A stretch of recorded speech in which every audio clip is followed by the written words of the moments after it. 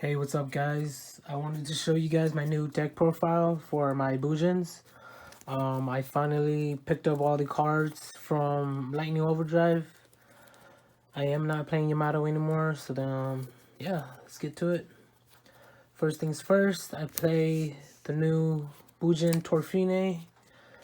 He is the Yamato replacer, as well as Bujin Mahitotsu, which I will be showing next. But, yeah, what he does is you can tribute this card, special summon two Bujin monsters of two different types from the deck in defense position, except Bujin Torfini.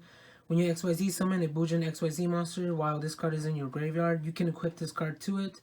Any monster destroyed by battle with that equipped monster is banished. You can only use this effect once per turn. Yeah, so he's pretty good. He's actually kind of like this guy right here from the Zodiac deck. Which is pretty good. I did play him, her at one before, just because it was difficult to make sasano at the time, so I found only one to be useful. I see a lot of people did play three in the past, but I feel like it's just not that good. But then with this card right here, it helps the deck out tremendously. It finally got some speed. You can finally make sasano in one turn. So you gotta play him. And then the next card I play is Fujin Mahitotsu. He acts as the recycler in the deck. He's just as good as this guy. If you don't open up with him, you want to open up with him at least. What he does is you can send one other Bujin card from your hand to the graveyard. Special summon this card from your hand. So yeah, that's free special summon. You can activate one of these effects. Send one Bujin monster from your hand to the graveyard. Add one Bujin monster with a different name from your graveyard to your hand, or you can banish one Bujin monster from your graveyard. Send one Bujin monster with a different name from your deck to the graveyard. So then, yeah, you pretty much recycle from the graveyard to the hand, or just drop stuff to the graveyard, which is really good. And they're really cheap too, so you guys gotta pick them up now. This is the new Bujins that everyone's been playing. Then on to my next card. I still play the double Bujin Harume, just because she's still really good, and I've always played her at two. If you play one, you don't see her enough, and if you play three, you're gonna pull bricks, so you don't want that. Two is the perfect ratio. And then I play one Arasuda still, just because I like to combo him off with Arasuda. If I banish special her, and then he gets to come out for free. Then again, you can replace him with Yamato if you would like. But then again, I feel like Yamato's too slow now. Like we're done playing Protect the King, so we gotta move on. Yeah, so one Arasuda, and then I play the three blue boys, two Mikazuchis, because the thing with Bujins is you're always going for one play at a time every turn. It's not a combo deck. You don't make big boards with this deck. You sit on Sasano most of the time. He's your boss. He's your go-to. So you want to make sure you play. You want to make sure they don't get rid of your. They won't be able to get rid of your monsters that easily, because they're gonna try to get rid of Sasano. So you always want to make sure that you have something on board. It's just so that you can make plays easily. So yeah, I like him for that. If Sasano dies, he just comes down and replace. So I really like that. I also like his effect where he can search out Bujin Incarnation too, which is pretty decent, but you're not gonna use it most of the time. You're gonna use him for the first effect. If a Bujin Beast Warrior type monster is destroyed by battle or a card effect and sent to the graveyard, you can special summon this card from the hand. So that's why I use him over Yamato. And then the one Haruko, I finally found a reason to play him, but just at one because he is 1,000 attack only, and he's just a normal monster basically. But then I use him for the pendulum effect. You can banish this card in your pendulum zone, then target one Bujin XYZ monster you control, special summon from your extra deck, one Bujin XYZ monster with a different name. by using that target as the XYZ material. So yeah, pretty much, if you have sasano out, and you want to recycle stuff or something, you can use his effect and go for Amaterasu or something like that, whatever Bujin monster, XYZ monster you want to make. So there's that. And then for the graveyard monsters, I am still playing the double hair, just because I found her to be the best one. She can chain at any time, so that's why I really like her effect. If you drop her right away, you can use her effect right away. It's really good. And then I play the one turtle now. I did cut turtle down, just for more spell cards and traps. I am playing more traps in this build, just because I like to balance it out, because Bujins are known for having pretty strong hand traps. We got honest, which is pretty strong already, so that's why I decided to balance it out with traps, just to spice things up. Yeah, turtle only at one because you can't chain him right away. You have to wait for an opponent's effect that targets for him to be able to work, which is kind of slow, but it is what it is. And then I play one Bujinji Quillen still, just to pop stuff. He comes in handy. He can get rid of anything, floodgates, all that. So yeah, these are my 4 graveyard monsters. I know a lot of people like to play the Bujinji Peacock, I believe, and the Sinyo, but I feel like, you don't really need all that. These are the best ones. These 3 are the best ones to go with, so gotta play these. And then onto the hand traps, we do play the triple crane. It's the best card. You always search for it. You double your attack, you gotta use it to protect your Bujin monsters. And then triple honest, it's a must play at 3.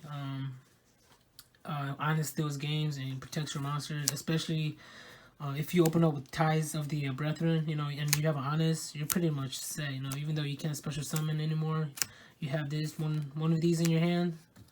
One of these in your hands. You can protect your beast warriors or just your light monsters in general. So you gotta play honest at 3. Now onto my spells. I am playing the one dark ruler no more. Just for that annoying monster that you can't get over with, that might lock you down or something like that. Just that annoying monster. Playing one called by the grave.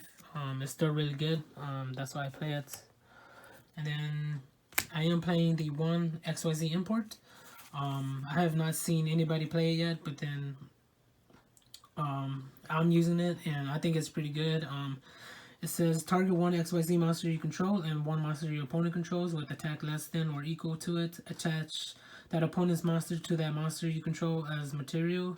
You can only activate one XYZ import once per turn.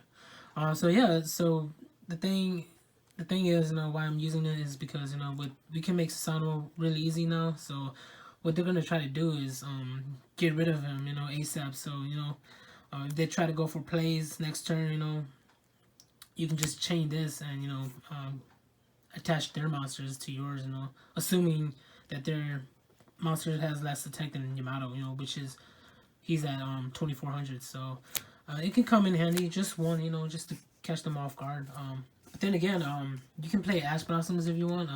I decided to cut Ash Blossoms out for these, just because, I didn't want to play too many hand traps. And I feel like, I think more about synergy with the deck, I mean, Ash Blossoms is good, but she can be in the side, you can always side her in, so it's not always about having the best cards, it's about having, the best strategy, So that's why I play these. And then I play the 2 Twin Twisters. Again, you can play whatever you want for backward removal, but then I feel like this is the new MST, everyone plays this. I think it's better in my opinion, but especially nowadays, everything activates in the graveyard. Discarding one card to the graveyard, it doesn't do much harm.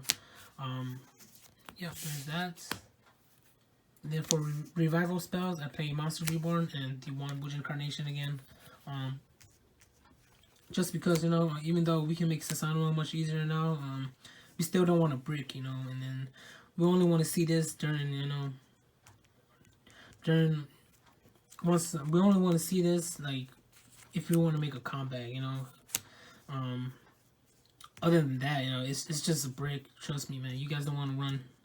You can run two, but I would say no more than two. But I keep it at one just to stay consistent in my deck, you know.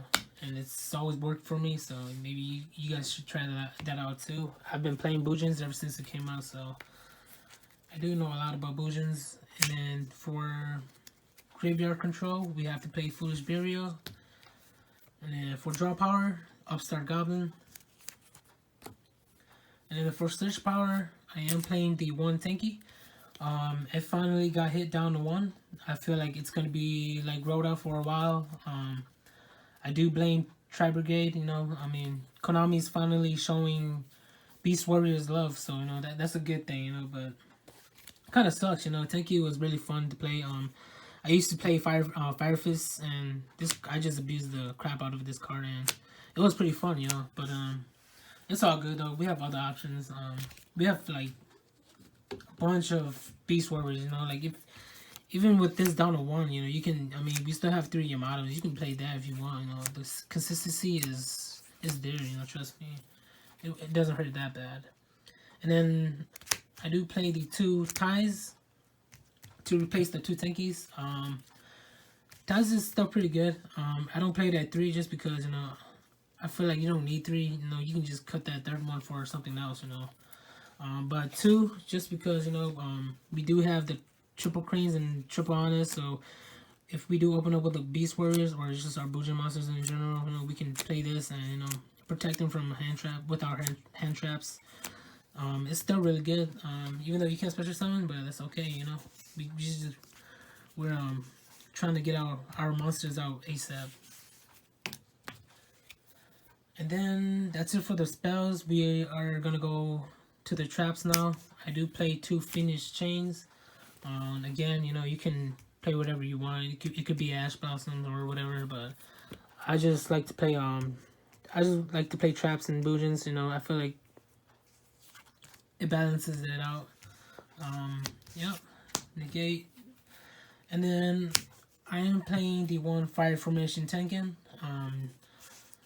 With this card, you know, you can activate only during main phase 1. When this card is activated, target 1 Beast Warrior type monster you control. During this phase, its effects are negated. Also, it is unaffected by the effects of cards other than this card. This applies even if this card leaves the field. All Beast Warrior type monsters you control gain 300 attack. So then, you know, I used to play this card in Fire Fist, and I finally found a reason to play it in my Bujins. The reason why is because, you know, I did cut Turtle down for this card right here. The reason why is because, you know, they already know you're gonna protect your Bujin monsters from the graveyard. So, you know, like, and then there's that one chance that you might not be able to one time. So that's why I do play this, you know, just to catch them off guard. You know, just so they don't like know what you're gonna play. You know, so this card is really good and underrated. You guys should try it out. Comes in handy. And then I am playing the 1 Solemn Morning. Again, you know, this card, it can stop any kind of special summon, so it's OP. And then I play the 1 Call of the Haunted. You know, you can replace this with another Bujin Carnation if you would like, but I decided to play this as my 3rd revival card. Yeah, Call of the Haunted is pretty good. Extend your plays, you know. And then, last but not least, I am playing the 1 Bottomless Trap Hole. Just because, the thing is, you know, they might go for a lockdown, especially if they know you're playing Bujins, you know. They might try to OTK you fast. So, you know, I do like to capture all monsters at once, you know. That would be nice. Especially with pendulums, you know, this thing can shut them down pretty hard. But then, yeah, Trap Hole, Bottomless Trap Hole, because it's an OG card, and, you know, it still comes in clutch, man. Trust me. And then there's that. Let's go on to the extra deck. First things first, I am running the 1 Bujinki Ahashima. Just 1 still, because I feel like that's pretty much all you need. If I'm gonna make him, I'd rather go into Sasano, but that's just me. His effect or her effect, I don't know if it's a guy or a girl, but the effect is if this card is linked summoned, you can special summon 2 monsters with the same level, one from the hand and one from the graveyard, but negate their effects. And immediately after this effect resolves, XYZ summon 1 XYZ monster using those 2 monsters only. So you would make him, and then you would go into sasano.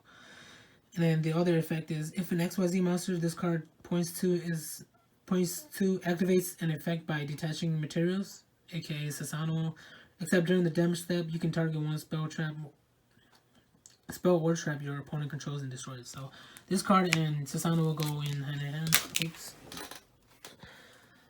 And then for my next link, I play Hip Hoshinigan. This is my new card. He's really cheap to get too. It's just more link supports for the deck, you know. His effect is all light monsters on the field gain 500 attack and defense. Also, all dark monsters on the field lose 400 attack, defense. If this card is destroyed by battle or card effect, you can target 1 light monster in your graveyard, add it to your hand. You can only use the effect once per turn. So yeah, he's really easy to make, and the whole deck is light, so you know, might as well play this. You know, you can shut down dark decks out there too, so it's a must. And then for my third link monster, I am playing Nightmare Unicorn. Just because, you know, I wanted to play more links because, you know, we're playing the link era, and you know, like, we have to play links. Nightmare Unicorn just so that I can return stuff back into the deck. You know, sometimes you don't always want to destroy stuff because things can be destroyed, so that's why I play Unicorn. And then on to the XYZs. I am finally playing triple Sasano. You know, back then, you know, I've always played him at 2. Just because, you know, it was so hard to make him first turn. Or just in general, you know, there was like no use of playing 3. Because, you know, it was that hard to make him. You know, you can't always make him like first turn. So there was no point of running the third. But now with Torfini and Maitotsu, you know, we actually have a reason to play 3. So you have to play 3 now. He's the go-to monster of the deck. So you always make him. He can search anything or drop any Bujins to the graveyard. So gotta play him at 3. And then I still play the Brotherhood of the Firefighters Tiger King, just because I really like him, and I like his negate effect, so he can negate monster effects, you know, get rid of that annoying monster. And then I do play the one buginte kagasuchi still, you know, just because I like his mill effect. You know, sometimes you might not open up good, or you might not have enough resources in the graveyard, so you can go into him, mill 5, you know, try your luck. Hopefully you drop some Bujins, you know, to the graveyard. You know, you can extend your plays if you have Harume in your hand, or you know, you can just protect them with the monster effects from the graveyard. So that's why I play him. He's still really good. And then I played the one Diamond Dire Wolf still, because I really like his combo. You know, you can make him, you know, let's say if you have him, you make him, you know, you destroy one of your Bujin Beast Warriors, and then you chain here, protect them, and then you get to destroy their monster instead, so nothing on your side dies. So that's why I really like him. I still play him still, just for that combo. And then Castell, I chose Castell over 101 because I like to blow stuff back instead. And you know, he has 2 effects, so that's why I really like him. You can turn them into face down or blow them back. So Castell. And I do play the one External Knight, blow up the field, you know. Gotta do it sometimes. And then I still play the one Bujinki Amaterasu for my 3 level 4s, and one Stellar Knight Daltaros. You know, I still play these 2 because I really like the Stellar Knight artwork, and I used to go up against Stellar Knights a lot. So, and I've always liked them. You know, they're light monsters too, so you can make him pretty easily too. You know, with ties if you protect your monsters from dying with Anas or something. And Bujinki Amaterasu his effect says you can only control one. Once per turn during either player's turn, you can detach one XYZ material from this card. Apply this effect.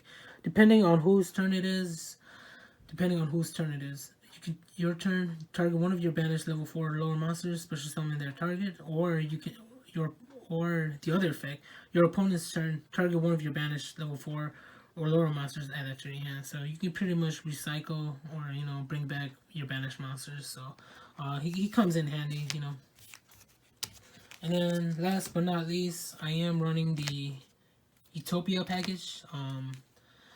Everyone seems to be running these nowadays, and you should. They're really cheap to get, and it's really good. Utopia, he's a light monster. Again, you can protect him with honest. He requires 2 level 4. He's really easy to make. He can negate attacks. He can stall until you find the right cards or something. But that's not the main reason why we use him. We use him so that we can make this guy right here, number S39, Utopia the Lightning. He requires 3 level 5 light monsters, but you can also XYZ summon this card by using a rank 4 Utopia monster you control as material. Transfer its materials to this card. Cannot be used as material for an XYZ summon. If this card battles, your opponent cannot activate cards or effects until the end of the damage step. Once per chain during damage calculation, if this card battles an opponent's monster while this card has a Utopia XYZ monster as material, quick effect, you can detach 2 materials from this card. This card's attack becomes 5,000 during the damage calculation only. So yeah, he's really he can put pressure on board too, and they can't chain anything, and especially if you have honest, that's just game right there. And he is my Star Liege replacer. If you check out my other build, I just play Star Liege. I forgot what his name was, but he's that photon light monster, I believe. I forgot, but yeah, you gotta play these two. He's really good. So I hope you guys like the deck profile. I've waited years for Bujins to get this support. I mean, they're not like super top tier or anything. They're just fun to play, And I wish they had this type of support coming out, but it took Konami years to finally realize that. And Bujins aren't that strong, especially if the archetype is about gods. They are gods after all. So I'm really glad they came out with the support, and yeah, I hope you guys enjoy it. I will be making a update to my DDD deck profile. If you guys haven't checked it out yet, go to my channel. Just scroll through my videos. You guys will find it. Yeah, that's it, man. Strawberry Sherbet signing out. I'll catch you guys later.